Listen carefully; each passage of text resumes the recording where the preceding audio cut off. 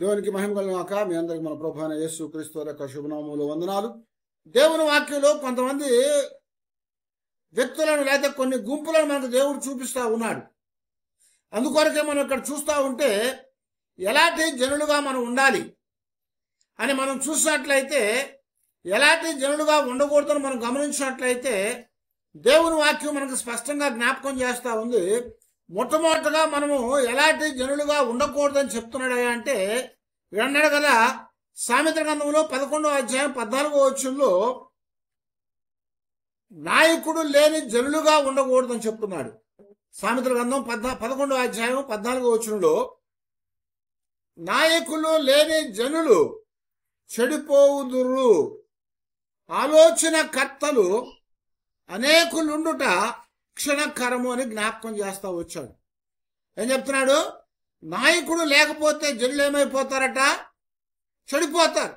కాబట్టి మన జీవితాల్లో మనము ఎలా ఉండాలి అంటే, నాయకుడు అనేవారు ఒకళ్ళు మనకు ఉండాలని చెప్తున్నాడు. ఆ నాయకుడు లేని జనులు చెడిపోతారు. నాయకుడు లేని జనులు చెడిపోతారు. కాబట్టి మనము చెడిపోయిన వారంగా ఉండకుండా ఉండాలంటే మనం నడిపించే నాయకుడు ఒకడు తప్పనిసరిగా కావాలి. నాయకుడు అంటే నడిపించేవాడు, మనకు దారి చూపించేవాడు, మన జీవితాల్లో మనకి కొన్ని విషయాలు బోధించేవాడు, మనల్ని సక్రమైనటువంటి ఆ దారిలో నడిపించడానికి మనల్ని పోగు చేసి తీసుకెళ్లేవాడు నాయకుడు. నాయకుడు అనగానే పెత్తనం చేసేవాడు కాదు. నాయకుడు అంటే అందరి దగ్గర తీసుకునేవాడు కాదు. మనం గమనిస్తూ ఉన్నట్లయితే నాయకుడు అనగా మన జీవితాలకి కావలసినటువంటి సరైన మార్గములో నడిపించేవాడు నాయకుడు అని చెప్తున్నాడు. అందుకొరకే దేవుని లేఖనాలు మనం చూస్తూ ఉన్నట్లయితే యేసు ప్రభువారు ఒక మంచి నాయకుడు, యేసు ప్రభువారు ఒక దారి చూపించేవాడు. అయితే ఇప్పుడు ఏమైందా, శిష్యుల జీవితాల్లో మనం గమనిస్తూ ఉంటే యేసు ప్రభువారు చనిపోయిన తర్వాత ఆయన తిరిగి లేచినప్పటికి కూడా శిష్యులు ఏం చేశారు? ప్రభువు వారితో లేడని వారు ఏమైపోయారు? చెల్లాచెదురైపోయారు. నాయకుడు లేకపోవడం ద్వారా వాళ్ళకి ఇచ్చేటువంటి ఆ గొప్ప ఒక నిర్ణయాన్ని లేకపోతే ఒక దర్శనాన్ని కోల్పోయారు వారు. శిష్యులు ఎందుకు వాళ్ళు చేపలు పడతానికి తిరిగి వెళ్ళిపోయారు? నాయకుడు లేడు కనుక. ఎందుకు వాళ్ళు జారిపోయి పారిపోయేటువంటి వారుగా దాక్కున్నారు? నాయకుడు లేరు. అంటే ధైర్యపరిచేవాడు నాయకుడు. ముందుగా ఉండి నడిపించి ధైర్యపరిచి వెళ్ళవలసినటువంటి దారిలో తీసుకుని వెళ్ళేవాడు నాయకుడు అని జ్ఞాపకం చేస్తున్నాడు. అయితే ఆ నాయకుడు లేని జనులు ఎలాగైపోతారయ్యా అంటే నశించిపోతారు. కనుకనే మన జీవితాల్లో మనము ఎల్లప్పుడూ కూడా దేవుడు మన జీవితాలకి నాయకుడుగా ఉండాలని ఆయన మనం కోరుకోవాలి. దేవుని యొక్క నాయకత్వం కింద మనం నడిచే వారంగా మనము ఉండాలి.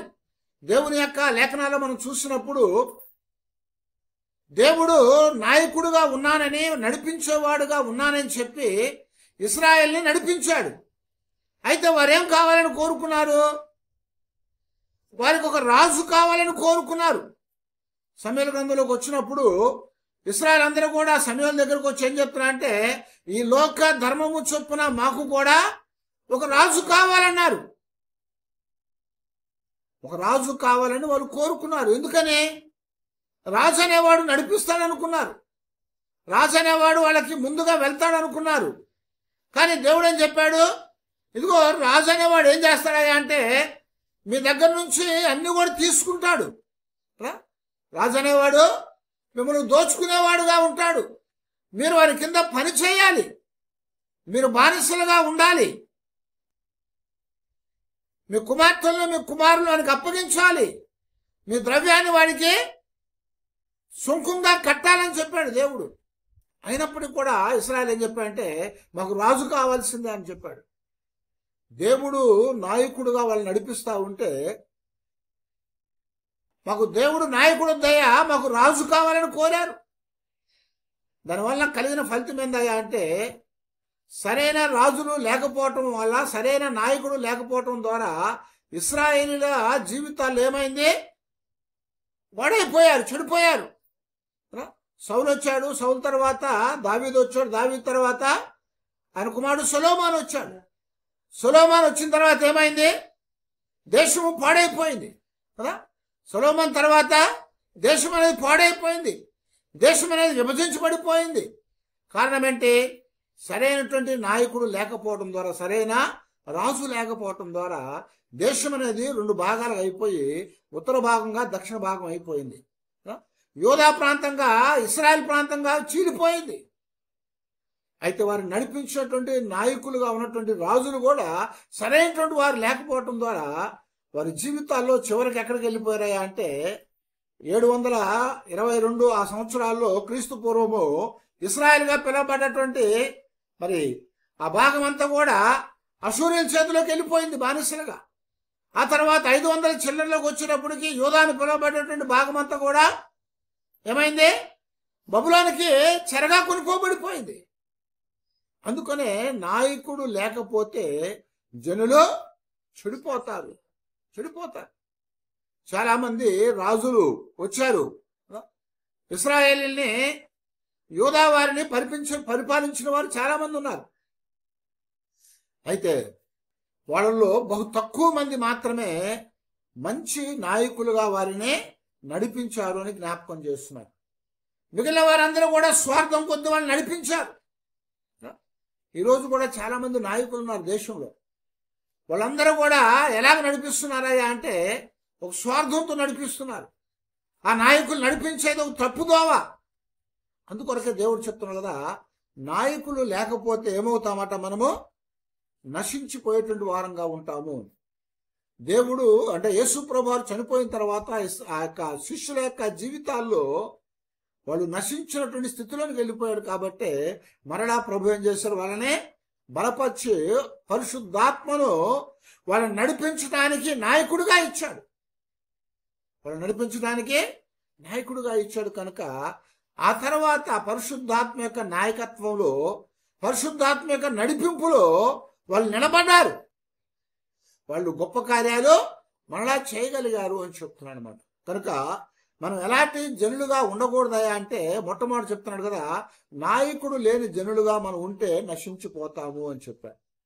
రెండవది, నాయకుడు తర్వాత ఎలాంటి జనులుగా ఉండకూడదు మనం అంటే సామెతల గ్రంథం 29వ అధ్యాయం 18వ వచనం చెప్తున్నాడు కదా, దేవోక్తి లేని ఎడల జనులు కట్టులేక తిరుగుదురు అని చెప్తున్నాడు.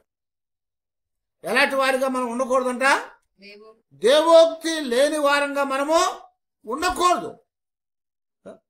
దేవోక్తి అంటే ఏంటి? దేవుని మాట. దేవోక్తి అంటే దేవుని యొక్క మాట. దేవోక్తి అంటే దర్శనం అని ఇంగ్లీష్లో రాస్తా ఉంటాడు. దేవుని మాట ఎలాంటిదట? నడిపించేది. అది ఒక దర్శనం లాంటిది. దేవుని మాట దర్శనం. దేవుని మాట అనేది లేకుండా ఉన్నటువంటి జనులు ఏమైపోతారు? నశించిపోతారు. ఎందుకంటే దేవుని వాక్యము జీవం కలిగిందని చెప్పాడు. దేవుని వాక్యము జీవం కలిగింది.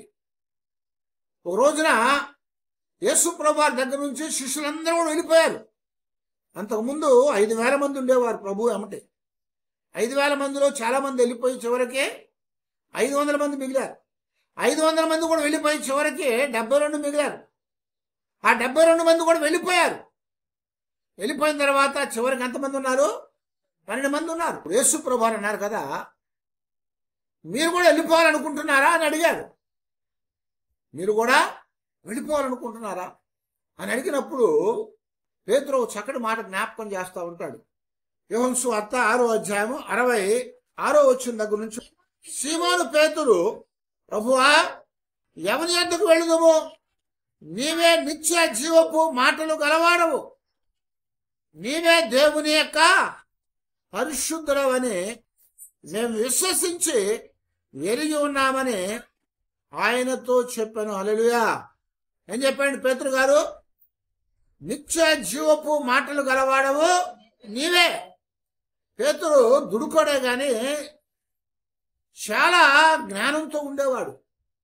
పేతురు త్వరగా మాట్లాడేవాడే కానీ ఆయన ఏ స్టేట్మెంట్ ఇచ్చినా, ఏ మాట చెప్పినా కానీ ఆ మాటలో చాలా వరకు సత్యం ఉండేది. ఇక్కడ ఏమంటున్నాడు? మీరు కూడా వెళ్ళిపోతారని అడుగుతున్నాడు ప్రభువారు. చాలా మంది శిష్యులు ఏం చేశారంటే వెనక్కి తిరిగి వెళ్ళిపోయారు. ఎందుకు వెనక్కి వెళ్ళిపోయారట? ప్రభువు మాట్లాడుతూ ఉన్నప్పుడు ఆయన మాటలు గిట్టకుండా వెళ్ళిపోయారు చాలామంది. ఆ మాటల్ని అర్థం చేసుకోలేకుండా వెళ్ళిపోయారు చాలామంది. ఆ మాటలు వారికి జీర్ణింపబడక వాళ్ళు చాలామంది వెళ్ళిపోయారు. ఇక్కడ యోహాను సువార్తలో జరిగిన సంగతి ఏంటంటే 52వ వచనం దగ్గర నుంచి ప్రభు చెప్తా ఉంటాడు కదా, ఇదిగో ఎవడైనా సరే నా వాడుగా ఉండాలంటే, ఎవడైనా నన్ను వెంబడించాలంటే, నిత్య జీవం కావాలంటే వాడేం చేయాలని చెప్పాడు?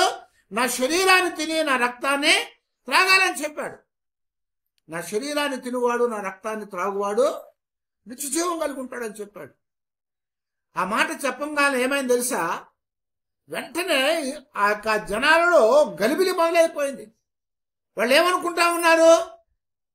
ఎవడైనా కానీ శరీరాన్ని తింటాడా? ఎవడైనా కానీ రక్తాన్ని తాగుతాడా? ఇదేందిలా చెప్తున్నాడు?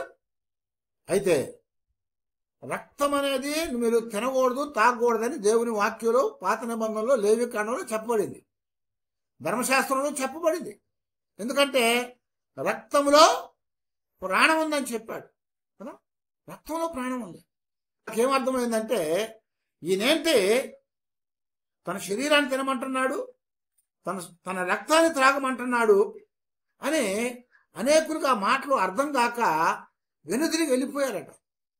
వెళ్ళిపోయిన తర్వాత చివరికి 12 మంది ఉంటే ఆ 12 మందితో ప్రభువు చెప్తున్నాడు, మీరు కూడా వెళ్ళిపోతారా అని అడుగుతున్నాడు. అందుకు పేతురు చెప్పిన స్టేట్మెంటు,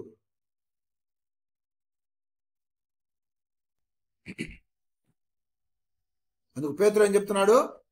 ఎక్కడికి వెళ్ళినా కానీ దేవుని మాటలు దొరకవు, ఆ మాటల్లో జీవం ఉండదు. ఎవరైతే జీవం కలిగి ఉంటాడో వాళ్ళు మాట్లాడితేనే జీవం ఉంటుంది. మనం అందరం ఎలాంటి వాళ్ళమంట? చచ్చినటువంటి వారు, బ్రతికున్నామని పేరుంది కానీ నువ్వు మృతుడువే అని చెప్పాడు ప్రకటనలో. చచ్చిన వాళ్ళలోంచి జీవపు వాక్కులు వస్తాయా? రావు. మరి జీవపు వాక్కులు ఎక్కడి నుంచి వస్తాయి? జీవించుండాలి, జీవించుండాలి. యేసుక్రీస్తు వారు ఎవరైనా నిత్య జీవం కలిగిన వాడు, ఆయన జీవించిన వాడు, నాలో జీవం ఉందని చెప్పినవాడు ఆయన. కనుక దేవుని యొక్క వాక్కు, దేవోక్తి అనేది లేకపోతే ఏమవుతామట? నశించిపోతాం కదా, నశించిపోతాం. ఇంగ్లీష్లో దర్శనం అని చెప్పాడు, విజన్ అని చెప్పాడు బైబిల్లో రాసినప్పుడు. దర్శనం అనేది లేకపోతే కూడా ఏమవుతారట? హోషేలు అంటా ఉంటాడు, నా జనులు దర్శనము లేక నశించిపోతా ఉన్నారు. నా జనులు దర్శనం లేక నశించిపోతున్నారని చెప్తా ఉంటాడు.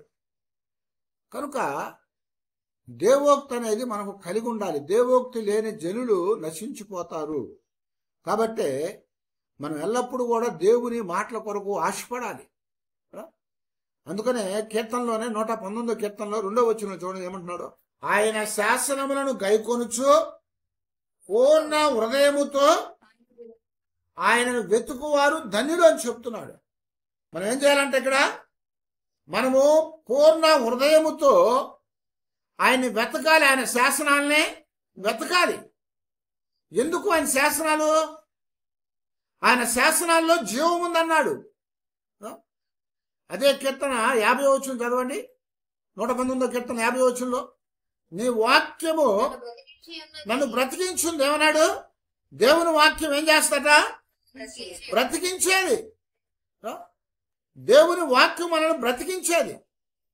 కాబట్టి దేవుని వాక్యము మనలో లేకపోతే, దేవుని వాక్యాన్ని మనం కలిగి ఉండలేకపోతే మనం నశించిపోతామని చెప్పాడు.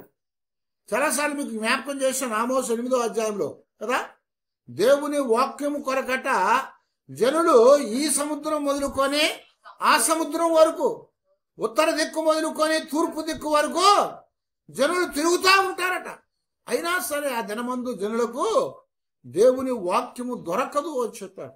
కనుక దేవుని వాక్యము లేని జనులుగా మనము ఉండకూడదు కదా. దేవోక్తి లేకపోతే ఏమైపోతారంట? కట్టు లేక తిరుగుతారు, కట్టు లేక తిరుగుతారు. దేవుని వాక్యం అనేది మనల్ని ఒక నియంత్రణలో ఉంచేది, అవునా? దేవుని వాక్యము ఒక నియంత్రణలో ఉంచుతూ ఉంటుంది. ఆ నియంత్రణ లేకపోతే ఏమైపోతాము? చెల్లా చెదరైపోతాం, కట్టు లేకుండా తిరిగిపోతాం. ఒక పశువు ఉందనుకోండి, ఏం చేస్తారు? దాన్ని ఒక తాడుతో కట్టేస్తారు. ఆ తాడుతో కట్టేసినప్పుడు ఆ పశువు ఏం చేస్తుంది? ఒక నియంత్రణలో ఉంటుంది కదా, అక్కడే తిరుగుతూ ఉంటుంది. లేకపోతే ఏమవుతుంది? ఎటో వెళ్ళిపోద్ది, సాయంత్రానికి ఎత్తుక్కొని తెచ్చుకోవాలి. అలాగే మనుషులు కూడా ఏమవుతారంట, దేవోక్తి లేకపోతే కట్టులేక తిరుగుతారు, వారు నశించిపోతారు అని చెప్పారు. కాబట్టి దేవుని వాక్యము లేనటువంటి వారంగా మనము ఉండకూడదని జ్ఞాపకం చేస్తున్నాడు. మరొకరు ఎలాగ ఉండకూడదయ్యా అంటే ఏ జనులుగా మనం ఉండకూడదయ్యా మనం చూస్తూ ఉంటే హోషేయ గ్రంథంలో 4వ అధ్యాయం 6వ వచనం చెప్తున్నాడు కదా, మనం ఎలాంటి జనులుగా ఉండకూడదంటే, నా జనులు జ్ఞానము లేని వారై నశించుచు ఉన్నారు. నువ్వు జ్ఞానాన్ని విసర్జిస్తున్నావని చెప్తున్నాడు. జ్ఞానము లేకపోతే ఏమైపోతారు? నశించిపోతారు.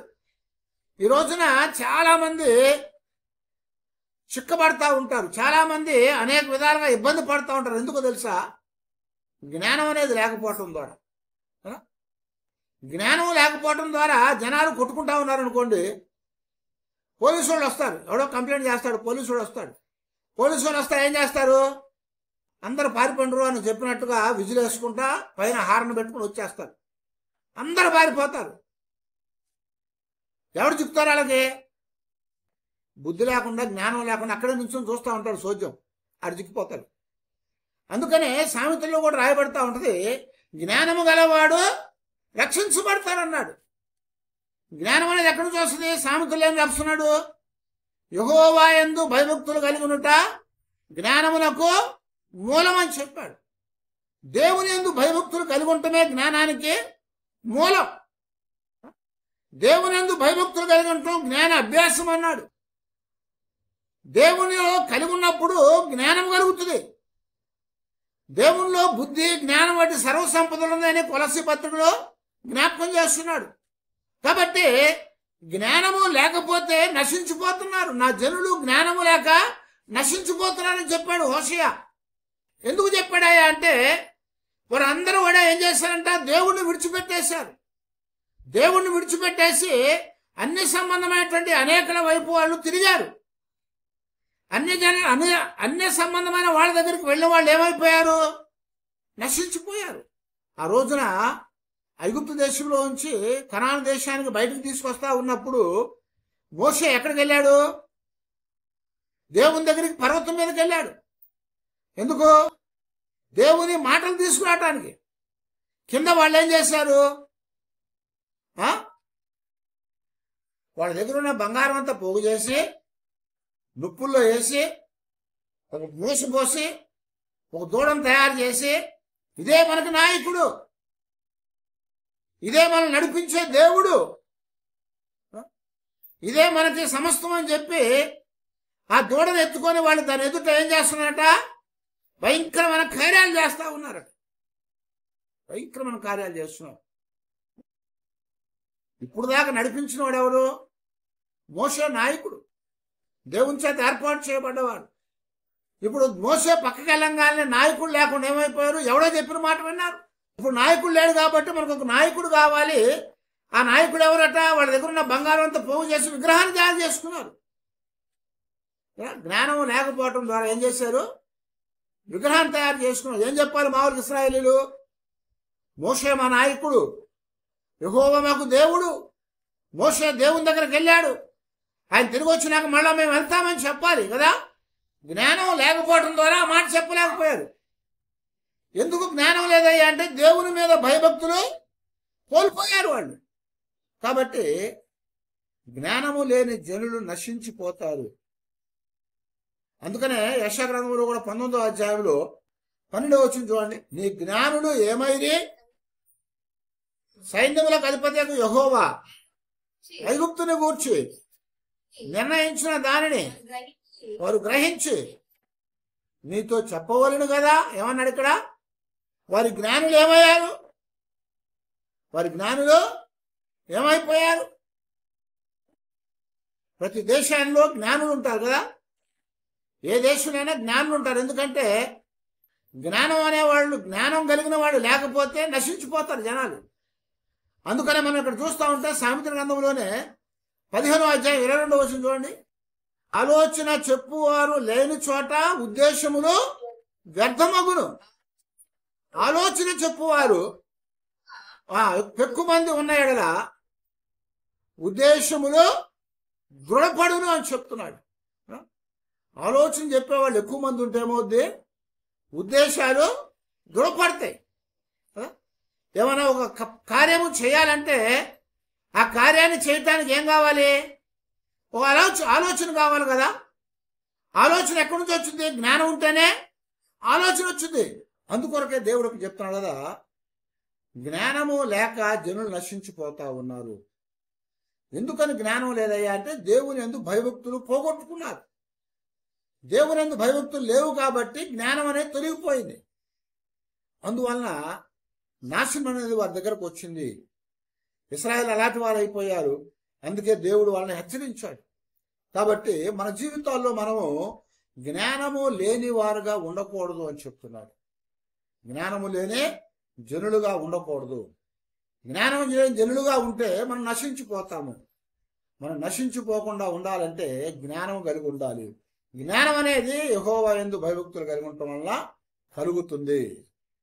కనుక దేవుని యందు భయభక్తులు కలిగి ఆయన ఇచ్చే జ్ఞానాన్ని మనం పొందాలి.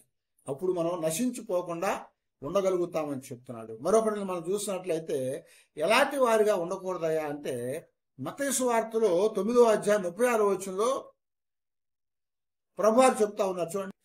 ఆయన సమూహములను చూచి వారు కాపరి లేని జనుల వలె ఉన్నందున వారిని చూసి ఏమన్నాడట? కనికరపడ్డాడు. కాపరి లేని జనులట వీళ్ళు. కాపరి లేని జనులు ఏమైపోతారు? నశించిపోతారు, చెదరిపోతారు. గొర్రెలు మేకలు ఉన్నాయనుకోండి, పశువులు ఉన్నాయనుకోండి, వాటిని ఒకడు కాపలా కాసి నడిపిస్తూ ఉంటాడు. కాపరిగా ఉన్నటువంటి వాడు లేకపోతే ఏమవుతుంది? అవి చెల్లా చెదరైపోతాయి. ఈ పక్క కొన్ని, ఆ పక్క కొన్ని, ఆ పక్క కొన్ని వెళ్ళిపోతూ ఉంటాయి. ఎప్పుడైతే గుంపుగా ఉంటాయో ఏది కూడా వాటిని ఏమీ చేయలేదు. కాపరు లేని జనులుగా ఉంటారు. అంటే నడిపించేవాడు, వాళ్ళని కాసేవాడు లేకుండా ఉన్న జనులు ఎలా ఉంటారంట? చెదిరిపోతారు. ఆ చెదిరిపోయిన వాడు ఏమవుతాడు? ఎక్కడో చోట చిక్కబడతా ఉంటాడు. కనుక వాళ్ళు గుంపుగా ఉంటారు. ఆ గుంపుగా లేకపోతే వాళ్ళు నశించిపోతారు. కాపరు అనేవాడు వాళ్ళందరినీ కూడా గుంపుగా చేసి నడిపించేవాడుగా ఉంటాడు. యేసుప్రభువారు ఏం చెప్పారు? నేను గొర్రెలకు మంచి కాపరిని, నేను గొర్రెలకు మంచి కాపరిని. ఆ గొర్రెలను కూడా ఏం చేస్తానంటే ఒక దగ్గర చేర్చి వాటిని కాపుతా ఉంటాడు. వాడి దగ్గరికి తోడేలు వచ్చినా సరే, ఎలుగుబంటి వచ్చినా సరే, సింహం వచ్చినా సరే వాటిని దండించి వాటి మీద తిరుగుబాటు చేసి వాటిని కాపాడేవాడుగా ఉంటాడు అని చెప్పారు. కనుక కాపరి లేకపోతే మనం నశించిపోతాము, చెల్లాచెదురైపోతాం. ప్రభువారు చూసినప్పుడు జనాంగాలు ఎలా ఉన్నారయ్యా అంటే కాపరు లేని జనములాగా ఆ సమూహాలు కనపడ్డారు. వారిని చూసి కనికరపడ్డాడు. ఎందుకని వాళ్ళు నశించుకోవడం ఇష్టము లేక కనికరపడి వాళ్ళందరూ కూడా పిలిచాడు. ఆయన పిలిచేస్తున్నాడు, ఇదిగో నేను మీ అందరికీ మంచి కాపరిని, నా దగ్గరకు రండి అని పిలిచాడు. నా మందలో చేరండి అని చెప్పాడు. యోహాను సువార్తలో ఏం చెప్తున్నాడు? ఈ మంద కాకుండా వేరుగా ఉన్న గొర్రెలు కూడా ఉన్నాయి, వాటిని కూడా తీసుకొని వచ్చి మందలు నేను కలుపుతానంటున్నాడు. కాపరి అనేవాడు ఏం చేస్తాడు? ఎక్కడెక్కడ ఉన్నా సరే వాటన్నిటి కూడా తీసుకొని వచ్చి కలుపుతూ ఉంటాడు. బయట ఉన్నా సరే వాటిని తెచ్చి లోపల కలుపుతాడు. ఎందుకంటే వాటి యజమాని ఎవడైనా ఉంటే మళ్ళా వస్తే వాడికి ఇస్తారు కదా. చాలామంది ఏం చేస్తారంటే తప్పిపోయిన గొర్రెల్ని, పశువులను ఏం చేస్తారంటే అమ్మేసుకోవడమో కోసుకొని తినడమో చేస్తూ ఉంటారు. అది ఎవరిదో అని. మంచోడు ఏం చేస్తాడంటే తప్పిపోయిన దాన్ని తీసుకొచ్చి మందలో పెడతాడు.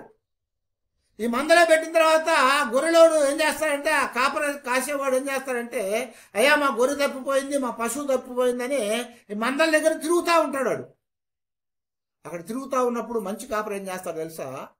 అరే ఇదిగో ఈ గొర్రె తప్పిపోతే, ఇదిగో ఈ పశువు తప్పిపోయి తిరుగుతూ ఉంటే మేము మా మందలో కలిపాము, ఇదేనేమో చూసుకోమని చెప్పి దాని ఆనవాళ్ళు కలుపుకొని ముందుగా ఆ గొర్రెని ఇస్తాడు. వాళ్ళు ఆ పశువుని ఇచ్చేస్తారు వాళ్ళకి. అది మంచి కాపరి. అది ఇక్కడ ప్రభువు చెప్తున్నాడు, సమూహాన్ని చూసినప్పుడట ఆ సమూహాలు ఎలా ఉన్నారంటే కాపరి లేని జనములాగా సమూహాలు ఉన్నారు. వాళ్ళందరూ కూడా చెదరిపోయి ఉన్నారు. అందుకనే వాళ్ళందరూ కూడా సమకూర్చి వారికి దేవోక్తిని అందించాడు, దేవుని మాటలు చెప్పాడు. వాళ్ళకేం చెప్పాడు? జ్ఞానాన్ని బోధించాడు. వాళ్ళకి నాయకుడుగా ఉన్నాడు. అలాగుండి వాళ్ళని రక్షించాడు అని చెప్తున్నాడు. కాబట్టి మన జీవితాల్లో మనము ఎలాంటి ప్రజలుగా ఉండకూడదయ్యా అంటే నాయకుడు లేని ప్రజలుగా మనం ఉండకూడదు. నాయకుడు లేకపోతే నశించిపోతారు. ఆ తర్వాత దేవోక్తి లేని ప్రజలుగా మనం ఉండకూడదు. దేవోక్తి లేకపోతే కట్టులేక తిరుగుతారు. కాబట్టి కట్టులేక తిరుగుతా ఉంటే ఎవడొకడు పట్టుకొని పోతాడు, వధించి తినేస్తాడు. ఆ తర్వాత ఏమన్నాడు? జ్ఞానము లేని వారంగా మనం ఉండకూడదు అన్నాడు. జ్ఞానము లేకపోతే ఏమవుతాం? చిక్కబడతాం. జ్ఞానం లేకపోతే నశించిపోతాం. ఎవడు ఏం చెప్తే దానికి మోసానికి గురైపోతూ ఉంటాం. చాలామంది నష్టపోతూ ఉంటారు. డబ్బులు కానీ వస్తువులు కానీ మనుషులు కూడా నష్టపోతూ ఉంటారు. ఎందుకని? ఆడు చెప్పే మాయ మాటలని మోసపోతూ ఉంటారు కదా. చాలామందిని చూసాం. మోసపోయి డబ్బులు పోగొట్టుకున్న ఉన్నారు, మోసపోయి వస్తువులు పోగొట్టుకున్న ఉన్నారు, మోసపోయి మనుషులు పోగొట్టుకున్న వాళ్ళు ఉన్నారు, మనుషుల్ని పోగొట్టుకున్న వాళ్ళు ఉన్నారు. అయితే దేవుడు చెప్తున్నాడు, వాళ్ళకి జ్ఞానము లేని వారుగా ఉండకుండా జ్ఞానాన్ని బోధించాడు ఆయన. చివరగా ఆయనే కాపరి లేని జనాన్ని చూసి, సమూహాన్ని చూసి కనికరపడి వాళ్ళందరికీ నేను మీ అందరికీ మంచి కాపరిని, రండి మీరందరూ వచ్చి నా దొడ్డులో చేరండి అని చెప్పి వాళ్ళందరినీ కూడా సమకూర్చాడు. కాబట్టి మనం ఎల్లప్పుడూ కూడా నాయకుడు కలిగిన వారంగా, మన నాయకుడు యేసు క్రీస్తు వారిని జ్ఞాపకం చేస్తున్నాం. ఆ తర్వాత ఏమన్నాడు? దేవోక్తి కలిగిన వారంగా, ఆయనే వాక్యమైన వాడు, ఆయనే దర్శనం కలిగిన వాడు, ఆయన కలిగిన వారంగా మనం ఉండాలి అని చెప్తున్నాడు. ఆ తర్వాత ఎలాంటి వారంగా ఉండాలట? జ్ఞానం కలిగిన వారంగా మనం ఉండాలి. ఆయన జ్ఞానవంతుడు. ఆయన చిన్నప్పుడు 12 సంవత్సరాలప్పుడే పండితులతో తర్కం చేసిన వాడు ధర్మశాస్త్రాన్ని. కొలసీలో చెప్పినట్టుగా బుద్ధి, జ్ఞానము, సర్వసంపదలు ఆయనలో గుర్తుమై ఉన్నాయి. కాబట్టి జ్ఞానం కలిగిన వారంగా మనం ఉండాలి, ఆయన కలిగిన వారంగా ఉండాలి. చివరికి కాపరి లేని వారంగా ఉండకుండా కాపరి కలిగిన వారంగా మనం ఉండాలి. ఎందుకంటే ఆయన మంచి కాపరి కదా. కొందరు కాపర్లు ఉన్నారట. ఆ కాపర్ల గురించి చెప్తా ఉంటాడు కదా. జకర్యా గ్రంథం 10వ అధ్యాయం 2వ వచనం చూడండి. మోసం చెప్పేవారు, దౌర్జన్యం చేసేవారు, దోచుకునేవారు, ఇలాంటి వారు అనేక మంది వచ్చి ఆ జనులు ఏం చేశారంట? మోసం చేశారట. అందువల్ల ఏం చెప్తున్నాడు ఇక్కడ? వ్యర్థమైన మాటలు విన్నారు వాళ్ళు కదా. ఏమన్నారట? వ్యర్థమైన మాటలు విన్నారట, సోది చెప్పే మాటలు విన్నారట, నిరర్ధకమైన దర్శనాలు చూశారట, మోసముతో కలల భావాలు చెప్పారట, మాయగల భావాలు చెప్పి ఓదార్చారట వాళ్ళందరినీ. చాలా మందంతను కూడా కాపరి లేని జనంలాగా చేసి, కాపరి లేని జనం ఎలాగైతే బాధపడతారో అలాగే బాధపడ్డారు వాళ్ళందరూ. ఎవరికి అలాగే బాధపడ్డారు. అందుకొరకే మనం అందరం కూడా మన ప్రభు అయిన యేసు క్రీస్తు వారు మనకి మంచి నాయకుడుగా ఉన్నాడు. ఆయనే వాక్యమైనటువంటి వాడు, ఆయనలో జ్ఞానం ఉంది, ఆయన మంచి కాపరి. కనుక ఆయన్ని మనం కలిగిన జనులుగా మనం నడుచుకోవాలి. అంతేగాని నాయకులు లేని జనులుగా, దేవోక్తి లేని జనులుగా, జ్ఞానం లేని జనులుగా, లేకపోతే కాపరు లేని జనులుగా మనం ఉంటే నశించిపోతాము. అలాగ నశించిపోకుండా ఉండాలనే ఆయన మన కొరకు ఈ లోకానికి వచ్చి మనల్ని విమోచించడానికి, మనల్ని కాపాడటానికి, మనం రక్షించడానికి ఆయన మన కొరకు చనిపోయి తిరిగి లేచాడు. కనుక ఆ ప్రభువుని మనం కలిగిన వారమై మరి ఆయన లేని వారంగా ఉండి నశించిపోకుండా జాగ్రత్త పడాలని దేవుడు మనతో మాట్లాడుతాడు. కాబట్టి దేవా, నీవే మా నాయకుడు నాయన, సైన్యములకు అధిపతి నీవే దేవోక్తి, నీవే వాక్యమైన వాడివి, ఆదిలో ఉన్న వాక్యం నీవు. ఈ లోకానికి వచ్చి మానవుడుగా, కృపాసత్య సంపూర్ణుడుగా శరీరాన్ని దాల్చుకున్నవాడు. నీలోనే జ్ఞానం ఉంది ప్రభా. నీవే కాపరివి కాబట్టి మేము నిన్ను కలిగి జీవించి నశించకుండా ఉండటానికి సహాయం చేయమని దేవుని దగ్గర ప్రార్థన చేసుకున్నాం. ముందు తల వంచి ప్రార్థన చేసుకున్నాం.